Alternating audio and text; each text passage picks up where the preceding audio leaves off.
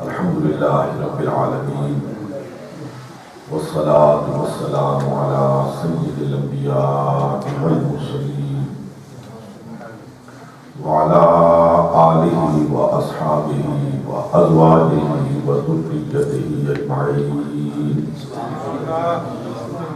اما بعد فاعوذ باللہ من الشیطان الرجیم، بسم اللہ الرحمن الرحیم، ان اللہ وملائکتہ یصلون علی النبی یا ایھا الذین آمنوا صلوا علیہ وسلموا تسلیما، اللهم صل وسلم وبارك على سيدنا ونبينا ومولانا محمد وبارك وسلم وصل عليه، الصلاة والسلام عليك يا رسول الله، الصلاة والسلام عليك يا حبيب الله، الصلاة والسلام عليك يا شفيع المذنبين، الصلاة والسلام عليك يا رحمة للعالمين۔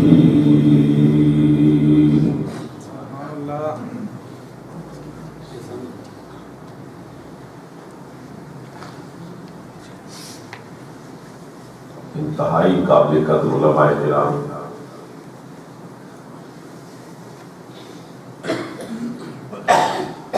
لائق عزت و احترام سامعین کرام،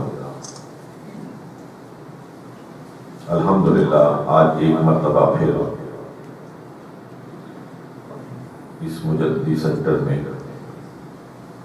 آپ سے مخاطب ہونے کی سعادت حاصل ہو رہی ہے۔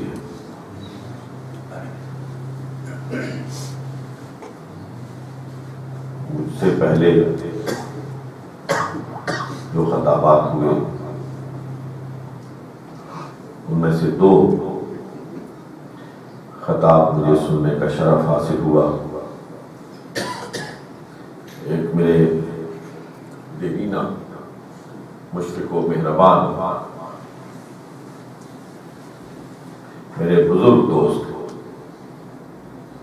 مولانا محمد امین مدنی صاحب مدد اللہ العالی، اور دوسرے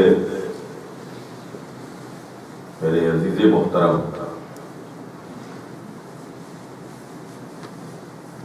میرے بہت ہی محترم دوست مولانا غلام رسول چک سواری رحمت اللہ تعالی علیہ کے لخت جگر کا بیان سننے کا شرف حاصل ہوا۔ ہر دو بیان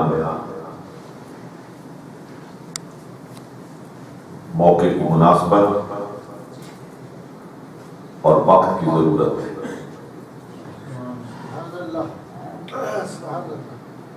اور یقین کیجئے میں کسی مبالغے سے کام نہیں دے رہا ہوں۔ مولانا کے فرزند گرامی کا خطاب اور ان کا تجزیہ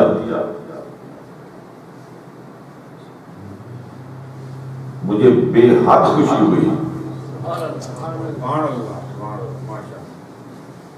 کہ کم از کم برطانیہ میں کوئی سینٹر تو ایسا ہے جس میں وقت کی نبض پہ ہاتھ رکھ کے بات کی جاتی ہے۔ اللہ تعالیٰ ان کے فہم و فراست میں اور اضافہ فرمائے۔ اور اگر میں اپنی گفتگو کے آغاز میں ہی حضرت مولانا غلام رسول رحمت اللہ تعالی علیہ کے لیے مغفرت کی بارگاہ رب العزت میں التجا نہ کروں تو یہ انتہائی بخل ہوگا۔ میری ان کے ساتھ کوئی میرے خیال میں 20-25 سالہ رفاقت تھی، لیکن بہت پہلے جب میں کوئی میرے خیال میں تیسری یا چوتھی میں پڑھتا تھا، تب میں نے پہلی مرتبہ بغداد شریف میں ان کا خطاب سنا تھا۔ یہ آج سے کوئی تقریباً 40-45 سال پہلے کی بات ہے۔ اس شخص کا برطانیہ میں تو نہیں بولتا تھا، مجھے کوئی ایسا آدمی برطانیہ میں نہیں ملا جس نے مولانا سے اپنی ناواقفیت کا اظہار کیا۔ اللہ رب العالمین ان کی قبر پر اپنے فضل اور اپنی برکات کی برسات فرمائے۔ حضرات محترم، کوئی 20 منٹ باقی ہیں نماز میں، اور میں انشاءاللہ اسی میں اپنی مختصر ترین معلومات آپ کی خدمت میں پیش کرنے کی کوشش کروں گا۔ جو موضوع میرے عزیز محترم نے چھیڑا، اسی کے تسلسل میں آج ہے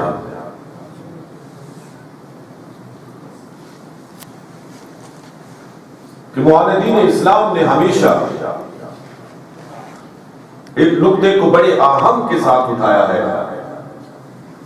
کہ اسلام قوت کے زور سے پھیلا ہے، اسلام طاقت کے زور سے پھیلا ہے،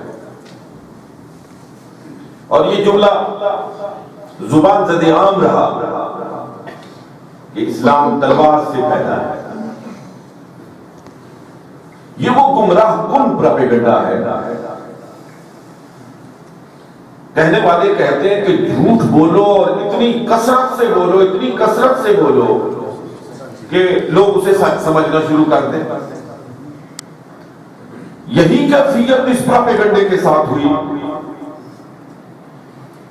کہ مستشرقین نے یہ جھوٹ اس کثرت سے بولا، اس کثرت سے بولا کہ خود مسلمانوں نے اس پر یقین کرنا شروع کر دیا کہ شاید مسلمان حجاز سے تلوار لے کے اٹھے اور بستیوں کی بستیاں فتح کرتے ہوئے چلے گئے اور وہاں اسلام کا پرچم لہراتے رہے اور لوگوں کو بدور شمشیر کلمہ پڑھاتے رہے۔ میں بالکل ابتدا کی بات کرنا چاہتا ہوں، آغاز کی بات کرنا چاہتا ہوں۔ وہ کون سی تلوار تھی، وہ کون سی قوت تھی، وہ کون سا اقتدار تھا جو بلال حبشی کو کھینچ کر محمد عربی کے قدموں میں لایا؟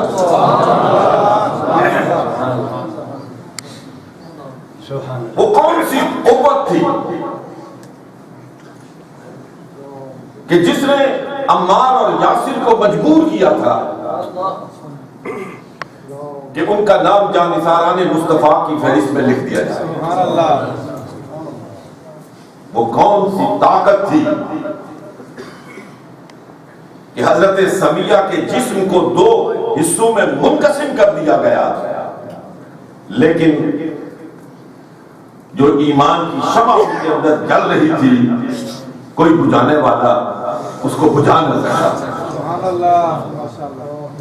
اللہ کے محترم، ہم سب کے آقا و مولا جناب محمد رسول اللہ صلی اللہ علیہ وآلہ وسلم نے جب مکہ سے مدینہ طیبہ ہجرت فرمائی، سارے پڑھے لکھے نوجوان بیٹھے ہو اور پہلی مردم شماری کروائی گئی، پہلی مردم شماری ہوئی تو ڈاکٹر حمید اللہ کی تحقیق کے مطابق اس پہلی مردم شماری میں جو اعداد و شمار تھے وہ کوئی 650 کے لگ بھگ، جس میں مرد بھی شامل تھے، جس میں خواتین بھی شامل تھے۔ 650 مرد اور عورتیں مدینہ طیبہ میں تھی جس وقت نزول مصطفیٰ ہوا، آمد مصطفیٰ ہوئی، ساری جنگیں لڑی، بدر ہوئی، احد ہوئی، خندق ہوئی، حنین ہوئی، یہ ساری جنگیں ہوئی۔ تاریخ سے سوال کر کے پوچھ لیجئے کہ ان ساری جنگوں میں کل کتنے مسلمان شہید ہوئے اور کتنے کافر مارے گئے۔ محققین نے پوری تحقیق کے بعد اور جرح و تعدیل کے بعد یہ نقل کیا ہے کہ کل تعداد اس دنیا سے جانے والوں کی 1400 کے لگ بھگ ہے،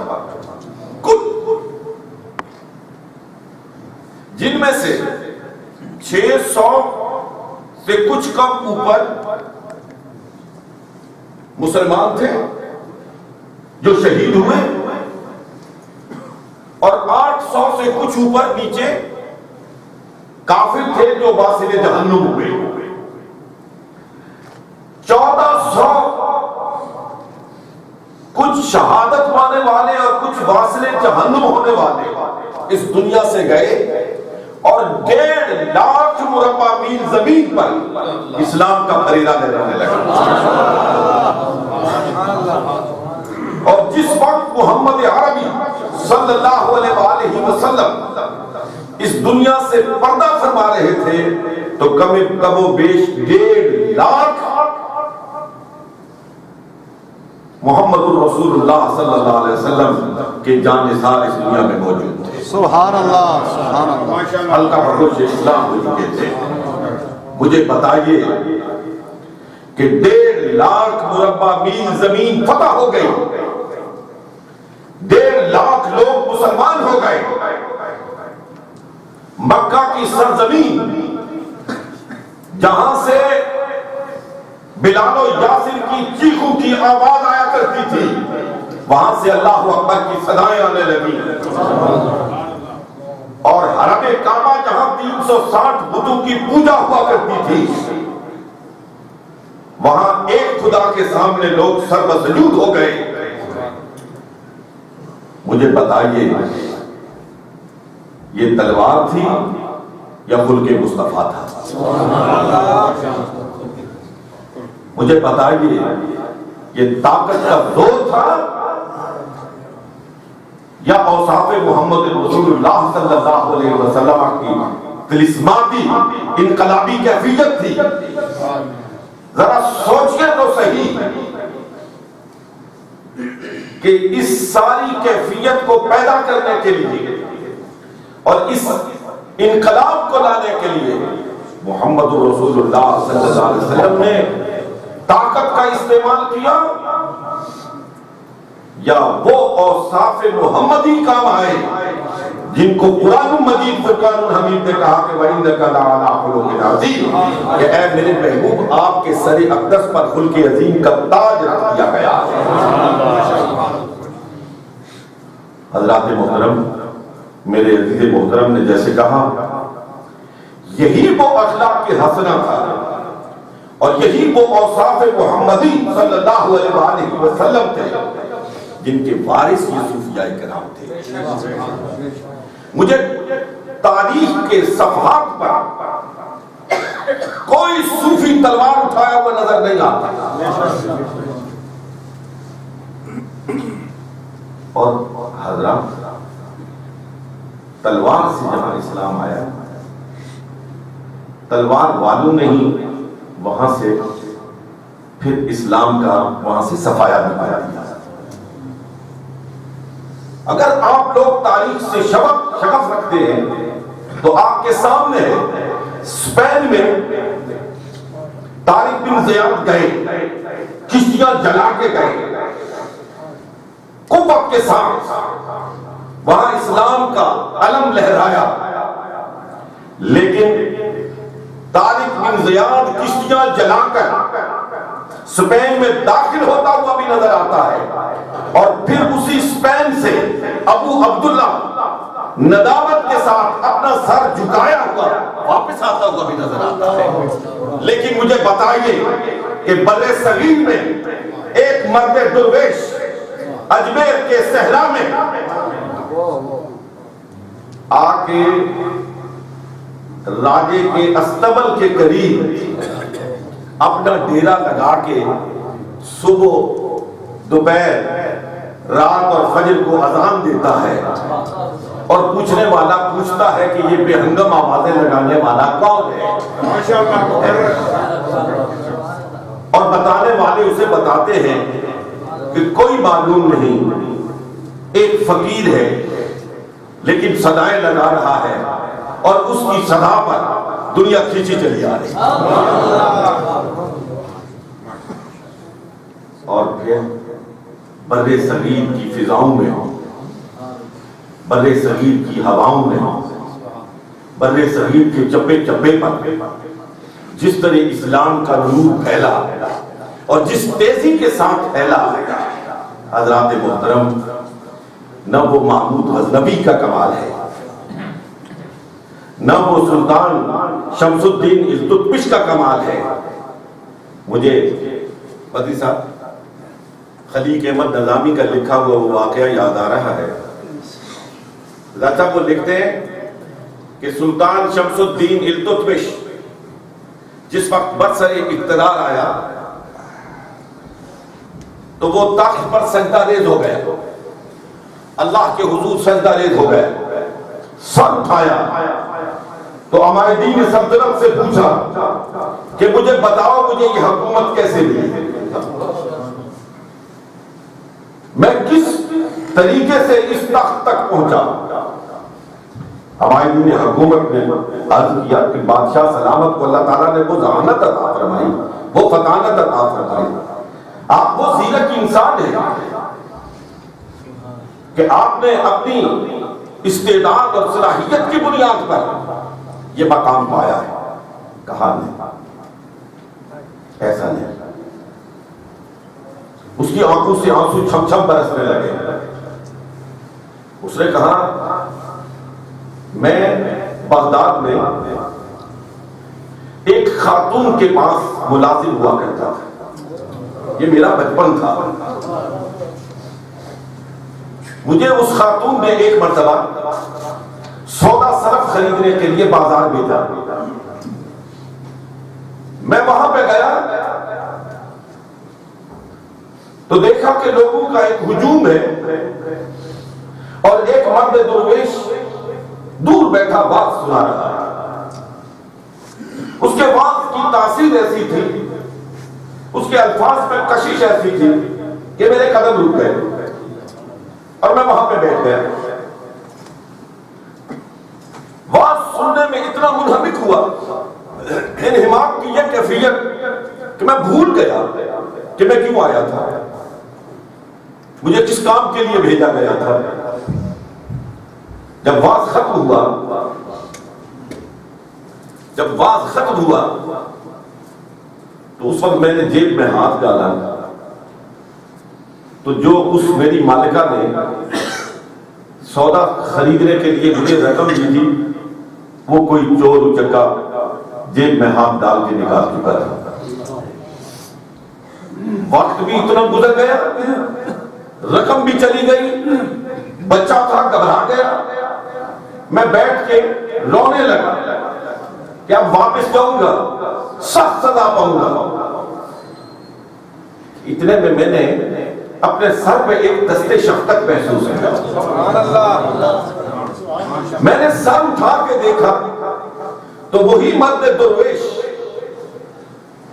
جو تھوڑی دیر پہلے واز کہہ رہا تھا وہی میرے سر پہ کھڑا تھا۔ اس نے میرے سر پر دستے محبت پھیرتے ہوئے ارشاد فرمایا، بیٹا کیوں رو رہے ہو، کیوں رو رہے ہو؟ کہا حضور مجھے میری مالکہ نے کچھ پیسے دے کے سودا صرف خریدنے کے لیے روانہ کیا تھا، پیسے بھی چوری ہو گئے، وقت بھی بہت گزر گیا، واپس جاؤں گا سخت سزا ملے گی۔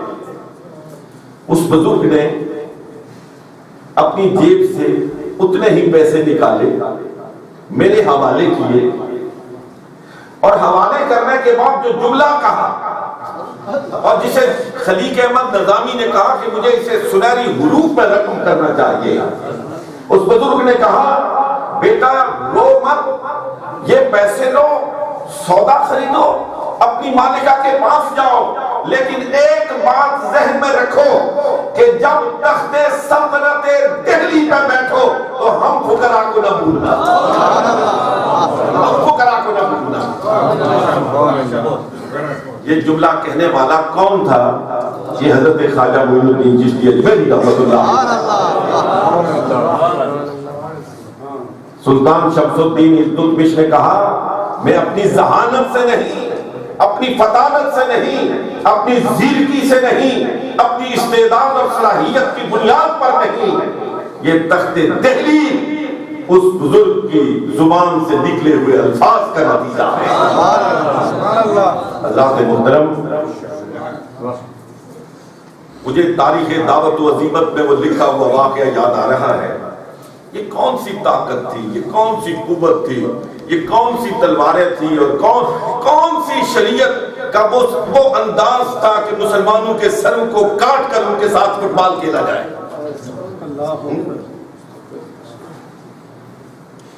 دہلی میں حضرت خواجہ قطب الدین بختیار کاکی تھے،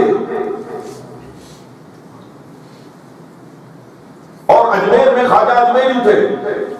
خواجہ اجمیری اپنے شیخ سے ملنے آئے، اپنے مرید خاص سے، خلیفہ مجاز سے ملنے آئے۔ یہاں ایک بزرگ نے شکایت کر دی کہ ان کا پھیلاؤ زیادہ ہو رہا ہے۔ آپ نے حضرت خواجہ قطب الدین بختیار کاکی سے کہا یار وقت نہیں ہے، ختم ہوا چاہتا ہے، میں آپ کو صرف ایک جملہ عرض کرنا چاہتا ہوں۔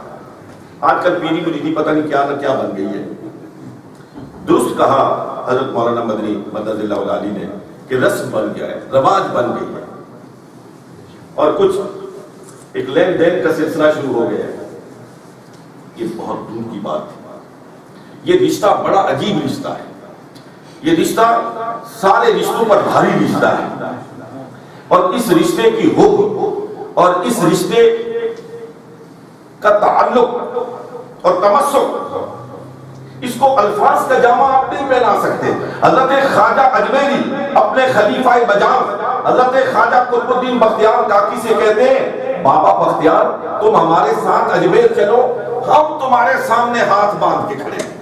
یہ خواجہ اجمیری اپنے خلیفہ مجاز سے کہہ رہے ہیں، اور خلیفہ مجاز عرض کرتا ہے، خواجہ قطب الدین کہتے ہیں حضور آپ ہاتھ باندھ کے کھڑے ہوں گے، ہم تو وہ ہیں جو آپ کے قدموں میں بھی بیٹھنے کے لائق۔ شیخ کا حکم مل گیا۔ دونوں جب تہجد کی نماز پڑھ کے اجمیر روانگی کے لیے اپنے گھر سے باہر نکلے تو مورخین، اس وقت کے مورخین اور زبردست قسم کے ناقدین لکھتے ہیں کہ باہر پورا دہلی کا شہر مٹایا، اور ان سب سے آگے شمس الدین التتمش تھا، اور اس کے پیچھے اس کی پوری کابینہ تھی، اور سب ہاتھ جوڑ کے عرض کر رہے تھے کہ اے خواجہ اجمیر ہمارے بابا کو یہاں سے لے کے نہ جائے، یہاں سے لے کے نہ جائے۔ اور لکھتے ہیں کہ وہ چل رہے تھے، اور ان کے پاؤں سے جو گرد اڑ رہی تھی، بادشاہ اور اس کی کابینہ اپنے ہاتھوں پر اس گرد کو لے کر اپنے چہروں پر بجتی ہوئی نظر آ رہی۔ مجھے بتائیے یہ تلوار کی کار فرمائی تھی، یہ کیسا اقتدار تھا؟ میں صرف ایک واقعہ سنا کے بات کو ختم کرتا ہوں، ویسے بھی 4 منٹ باقی۔ حضرات محترم، سلسلہ عالیہ نقشبندیہ مجددیہ کے معروف بزرگ ہیں حضرت خواجہ احمد سعید دہلوی رحمۃ اللہ تعالی علیہ۔ دہلی میں ایک ہندو طبیب تھا جو نظروں سے، جس کو جوگی کہتے ہیں، نظروں سے بیماری کو سلب کر لیتا ہے۔ حضرت خواجہ احمد سعید دہلوی رحمۃ اللہ علیہ بیمار پڑ گئے، آپ کے خلفاء نے آپ سے عرض کیا اگر حضور اجازت ہو تو اس کو لائیں۔ آپ نے فرمایا میں کسی ہندو سے علاج نہیں کروانا چاہتا، بہت کوشش کی لیکن آپ نہیں مان رہے۔ ایک دن غشی کی کیفیت تاری ہو گئی، خلفاء سے برداشت نہ ہو سکا، وہ جا کے اس جوگی کو لے آئے۔ جب جوگی کو بتایا گیا کہ آپ کو خواجہ احمد سعید دہلوی کے علاج کے لیے لے جایا جا رہا ہے، تو اس کی تو واچن کھل گئی کہ اگر مسلمانوں کا اتنا بڑا شیخ میرے علاج سے تندرست و توانا ہو جاتا ہے تو میرا ڈنکا تو پورے انڈیا میں بجے گا، پورے ہندوستان میں بجے گا۔ بہت خوشی خوشی آیا اور آپ کے پاس آ کے بیٹھا، نظریں جمائیں، صلاحیت موجود تھی، اس نے بیماری سلب کر لی۔ آپ اٹھ کے بیٹھے، آپ نے سامنے دیکھا تو ہندو جوگی بیٹھے، فوراً خیال آیا احمد سعید یہ بھی عجیب بات ہے کہ ایک ہندو نے آ کر تیرا جسم درست کر دیا ہے، تیری ظاہری بیماری کو تجھ سے دور کر دیا ہے، کس قدر لائق ماتم بات ہوگی کہ دل کی بیماری لے کے ایسے ہی چلا جائے۔ دل کی بیماری لے کے چلا جائے تو بڑی افسوس کی بات ہے۔ آپ نے فرمایا جوگی صاحب یہ مقام اور مرتبہ کیسے حاصل کیا؟ اس نے کہا حضور نفس کی مخالفت سے، مخالفت نفس سے اس مقام پر پہنچا۔ کہا وہ کیسے؟ کہا نفس نے پانی طلب کیا، میں نے نہیں کیا، کئی ہفتے نہیں کیا۔ نفس نے کھانا مانگا، میں نے کئی ہفتے کھانا نہیں کھایا۔ اللہ حضر قیاس، نفس نے سونے کی خواہش کی، میں کئی مہینے نہیں سویا۔ میں نے نفس کی جم کر مخالفت کی، میرے اندر یہ ملکہ پیدا ہو گیا۔ آپ نے فرمایا اچھا، اور ادھر سے آپ نے توجہ دینی شروع کی اور ساتھ ہی سوال کیا کہ جوگی صاحب آپ کا نفس چاہتا ہے کہ اسلام قبول کر لو؟ نفس چاہتا ہے اسلام قبول کر لو؟ کہا نفس نہیں چاہتا۔ تو کہا ہر جگہ نفس کی مخالفت کرتے ہو، یہاں نفس کی مخالفت کیوں نہیں کرتے ہو؟ تمہارے ایمان لانے کا وقت آ گیا ہے، ہاتھ آگے بڑھاؤ اور پڑھو اشہد ان لا الہ الا اللہ۔ سبحان اللہ، سبحان اللہ۔ گیا تو کافر تھا اور اندر سے باہر نکلا تو مسلمان ہو گیا، علاج کروانے کے لیے گیا۔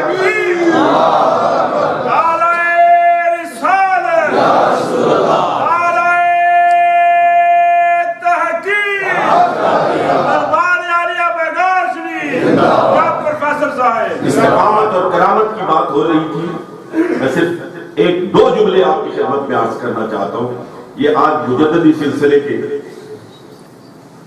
ایک بزرگ کی مجلس ایصال ثواب ہے جو زندگی بھر یہی کہتے تھے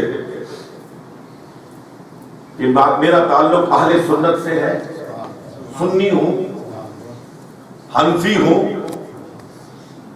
اور مجددی ہوں، سبحان اللہ، اس کے علاوہ کچھ نہیں۔ ساری زندگی اسی بات پہ جمع ہے۔ اور مجدد صاحب سے آپ کو ایک والہانہ عشق تھا، عشق تھا۔ حضرت امام ربانی مجدد الفسانی رحمۃ اللہ علیہ کو جس وقت قلعہ گوالیار میں بند کیا گیا تو لوگوں نے تو ان کو لوگوں سے دور کرنے کے لیے قلعہ گوالیار میں بند کیا تھا، لیکن انہیں کیا معلوم تھا کہ مشیت عزتی کیا ہے؟ وہاں سینکڑوں نہیں ہزاروں مجرم جو مختلف جرائم کی پاداش میں قلعہ گوالیار میں پسے دیوار زندر تھے، مجدد الفسانی کی نظر سے ان کی دنیا بدل رہی تھی۔ ہر روز ہندو مسلمان ہو رہے تھے اور ہر روز مجرم توبہ کر رہے تھے اور آپ کے حلقے ارادت میں داخل ہو رہے تھے۔ ایک دن ایک آپ کا جو مرید خاص وہ بھی جیل میں تھا، اس کی داروغہ جیل کے ساتھ کچھ تلخی ہو گئی. داروغہ جیل نے 2 سپاہیوں سے کہا کہ اس کو پکڑ کے میرے پاس لاؤ. وہ پکڑنے کے لیے آگے بڑھے تو اس مرد درویش نے جست لگائی تو قلعے کی دیوار کے اوپر چلا گیا، اوپر جا کے بیٹھا. وہاں بیٹھا ہی تھا کہ حضرت مجدد الفسانی رحمت اللہ علیہ کی نظر پڑی تو فرمایا نیچے اترو. نیچے اترو. نیچے اترا، کہا جو کام تم نے کیا وہ میں نہیں کر سکتا. تم کیا سمجھتے ہو تم جس لگا سکتے ہو؟ ہم نہیں لگا سکتے. لیکن ہم یہاں جس لگانے کے لیے نہیں آئے ہیں، لوگوں کی بگڑی بنانے کے لیے آئے ہیں. یہ تو جس تو درند پرند چرند بھی لگا لیتے ہیں، ہم یہاں انسانوں کی اصلاح کی غرض سے آئے ہیں. لوگ کہتے ہیں تلوار سے اسلام پھیلا. حضرات محترم جہانگیر نے جب معلوم کیا کہ وہاں پہ بے شمار لوگ حضرت کے حلقہ بگوش ہو رہے ہیں اور آپ کی رہائی کا حکم صادر کیا تو آپ نے اس کو قبول کرنے سے انکار کر دیا. آپ نے کہا ہم اس وقت تک باہر نہیں آئیں گے جب تک کہ تمام وہ احکامات اسلامی جن کو منسوخ کیا گیا ہے ان کی بحالی کا حکم نہیں دیا جائے، اور بادشاہ کے دربار کے دروازے پر جب تک گائے کو ذبح نہ کیا جائے اور تمام منہدم مسجدوں کی دوبارہ تعمیر کا حکم جاری نہ کیا جائے اس وقت تک ہم اس دندا سے قدم باہر رکھنے کے لیے تیار نہیں ہیں. حضرات محترم امام ربانی مجدد الفسانی شیخ احمد سرہندی رحمت اللہ تعالی علیہ نے قلعہ گوالیار سے باہر قدم اس وقت رکھا جب اس معاہدے پر جہانگیر نے دستخط کر دیے کہ تمام غیر اسلامی احکامات آج سے منسوخ کیے جاتے ہیں، گائے کو ذبح کرنے کا حکم دیا جاتا ہے، اور جتنے مسلمانوں کی بچیوں کی شادیاں ہندوؤں سے کی گئی ہیں ان کے نکاحوں کو منسوخ کیا جاتا ہے اور مسلمانوں کی بچیاں مسلمانوں کے حوالے کی جاتی ہیں. جب تک اسلامی احکام کا علم بلند نہیں ہوا اس صوفی باصفا نے اندر سے قدم باہر نہیں رکھا. انہوں نے لوگوں کو تلوار کے زور سے نہیں، اخلاق کے زور سے، نظر کے زور سے، اپنے ملفوظات کے زور سے، تعلیمات اسلامیہ کے زور سے گمراہی سے، راہ ضلالت سے اٹھا کر راہ مستقیم پر لا کے کھڑا کیا ہے. میں مجدی سلسلے کے بزرگ کی اس مجلس ایصال ثواب پر کی جانے والی اپنی گفتگو کا اختتام علامہ اقبال رحمت اللہ علیہ کی اس مشہور ربائی پر کرنا چاہتا ہوں جو انہوں نے حضرت امام ربانی مجدد الفسانی کے مزار پر حاضر ہو کر خراج تحسین کی صورت میں پیش کی تھی. اس کا پس منظر یہ ہے کہ آپ نے منت مانی تھی، نرینہ اولاد کے لیے منت مانی تھی کہ اگر میں اس پہ کوئی تبصرہ نہیں کرتا، اقبال نے منت مانی تھی. اقبال نے منت مانی تھی اگر اللہ نے مجھے نرینہ اولاد عطا فرمائی تو میں جب میرا بچہ چلنے کے قابل ہوگا تو اس کی انگلی پکڑ کے امام ربانی کے مزار پر حاضر ہوگا. جس وقت جاوید اقبال پیدا ہوئے تو انگلی پکڑ کر حضرت علامہ اقبال رحمت اللہ تعالی علیہ دربار مجدد میں حاضر ہوئے اور وہ ربائی کہی جس کا ایک ایک مصرع یقین کیجئے پوری تاریخ ہے. حاضر ہوا میں شیخ مجدد کی لحد پر، حاضر ہوا میں شیخ مجدد کی لحد پر وہ خاک مدری صاحب وہ خاک کہ ہے زیر فلک بطلائے انوار، وہ خواب کے زیر فلک ہے بطلائے انوار، اس خواب کے ذروں سے ہے شرمندہ ستارے، اس خواب کے ذروں سے ہے شرمندہ ستارے، اس خاک میں پوشیدہ ہے وہ صاحب اسرار۔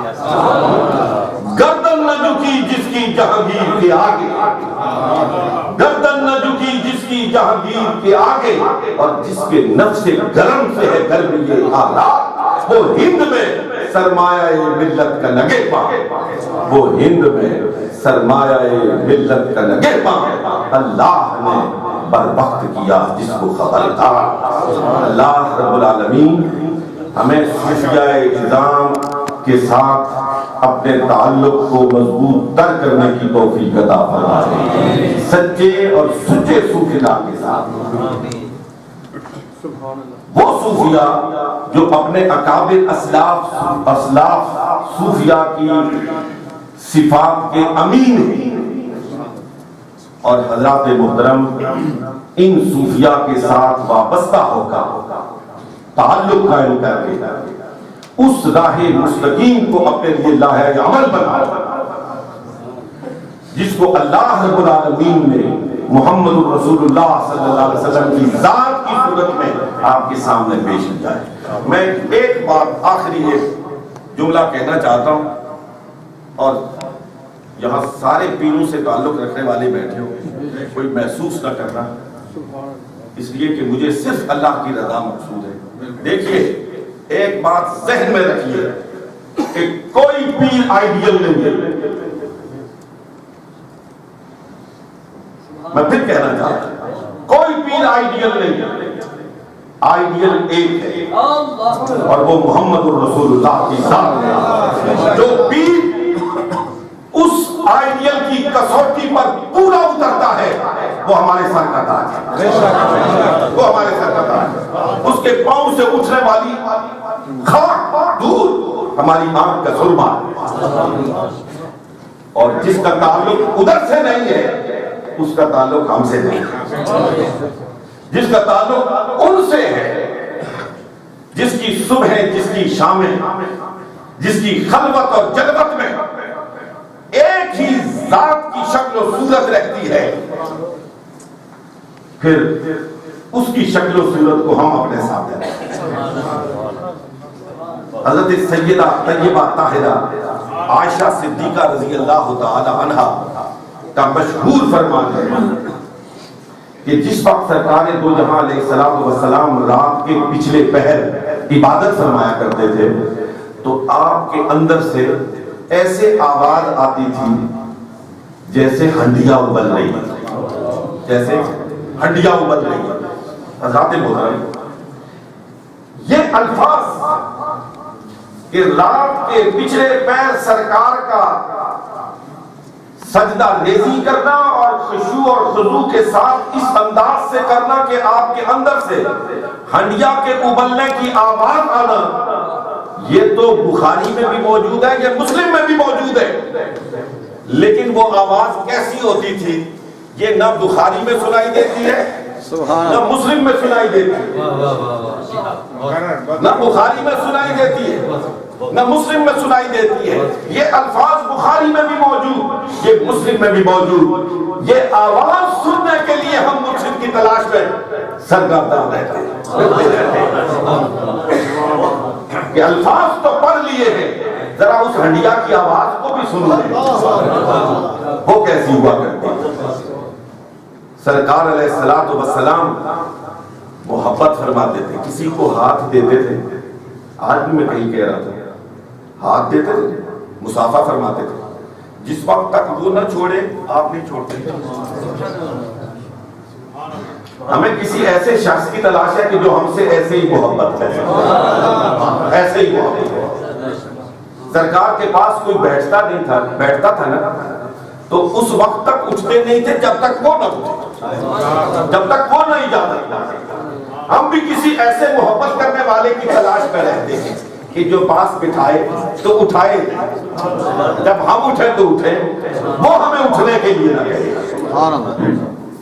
سرکار علیہ السلام کے سلسلے میں آتا ہے کہ سرکار جب چلتے تھے تو آپ کے قدموں کے چلنے کی آہستہ سے ایک کھسک سی سنائی دیتی تھی.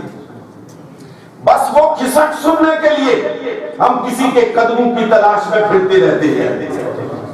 اور اگر کوئی سرکار کے نمونے میں ڈوبا ہوا شخص مل جائے تو خدا کی قسم برسوں کی طاعت اور ریاضت ایک طرف ہو جاتی ہے, اس کی ایک نگاہ انسان کی بگڑی بنا دیتی ہے.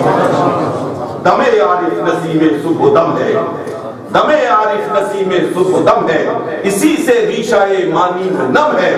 اگر کوئی شعیب آئے میسر, اگر کوئی شعیب آئے میسر, شبانی سے کلیمی 2 قدم ہے. شیخ بڑی زبردست چیز ہوتی ہے, بڑی زبردست چیز ہوتی ہے. میں یہ بڑے محقق آدمی ہیں مولانا بدری صاحب, پرانی ہماری دوست کی, بہت پرانی, ادھر غزالی صاحب بیٹھے ہیں. میں ان دونوں کے دسترخوان علم پر ایک سوال چھوڑ کے جانا چاہتا ہوں. کبھی پھر ملاقات ہوئی تو میں مستفید ہوں گا دونوں. حضرت خواجہ باقی باللہ, حضرت امام ربانی مجدد الفسانی رحمۃ اللہ علیہ حج کے لیے جا رہے ہیں. حضرت مجدد پر لکھی جانے والی ساری سوانح انگلیاں اٹھا کے دیکھیں گے. آپ حج کے لیے سرحد سے روانہ ہو گئے, حج فرض ہے نا, حج کے لیے روانہ ہو گئے تھے. دہلی میں پہنچے تو خواجہ باقی باللہ سے ملاقات ہو. ایسے ہی ہے, دہلی میں پہنچے خواجہ باقی باللہ سے ملاقات ہو گئی, وہاں بیعت کا شرف حاصل ہوا, حج کا ارادہ منسوخ ہو گیا.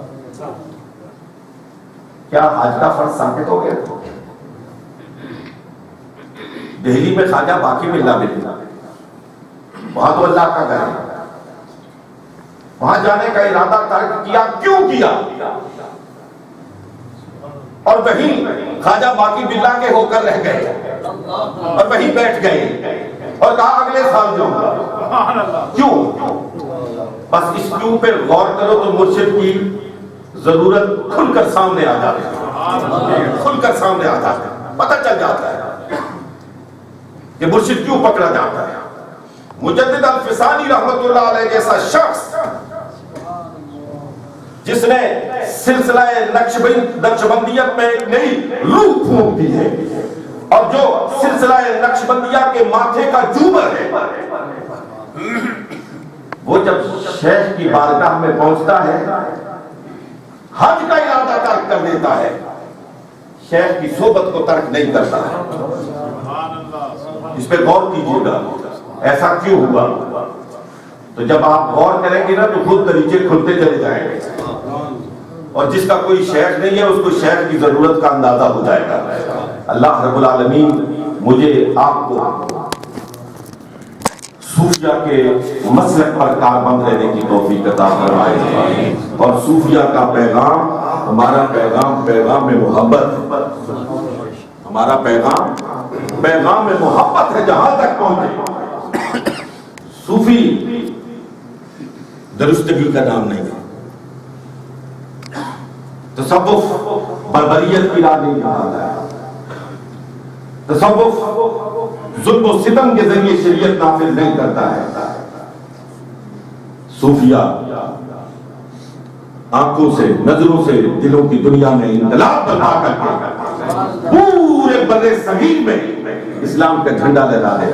میں نے کہا تھا کہ طارق بن زیاد گیا, ابو عبداللہ واپس آتا ہوا نظر آتا ہے, لیکن یہاں خواجہ اجمیر آئے, یہاں سے کوئی صوفی واپس جاتا ہوا نظر نہیں آتا ہے, کوئی واپس جاتا ہوا نظر آتا ہے.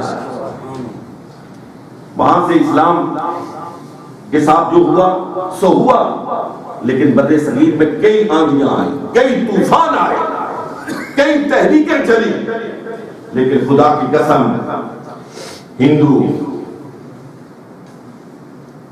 سکھ, عیسائی, زرتشتی سب نے مل کر بر صغیر سے اسلام کو نکالنے کے لیے اپنی مضمون کوششیں کی, لیکن اسلام میں جو خواجہ اجمیری نے ایمان کا چراغ جلایا تھا اس کی لو میں ہر دم تیزی آتی رہی.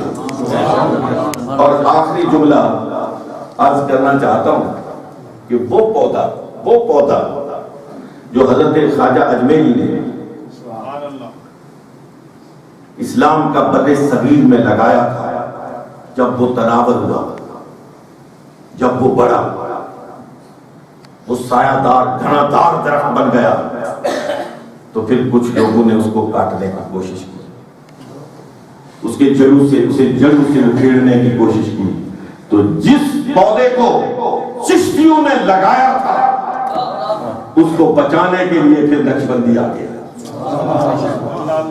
نقشبندی آ گیا۔ پھر اس پودے کو بچانے کا فریضہ حضرت امام ربانی مجدد الفسانی رحمت اللہ تعالی علیہ نے سر انجام دیا، اور پھر آج تک اسلام کی ذوفشانی ہو رہی ہے۔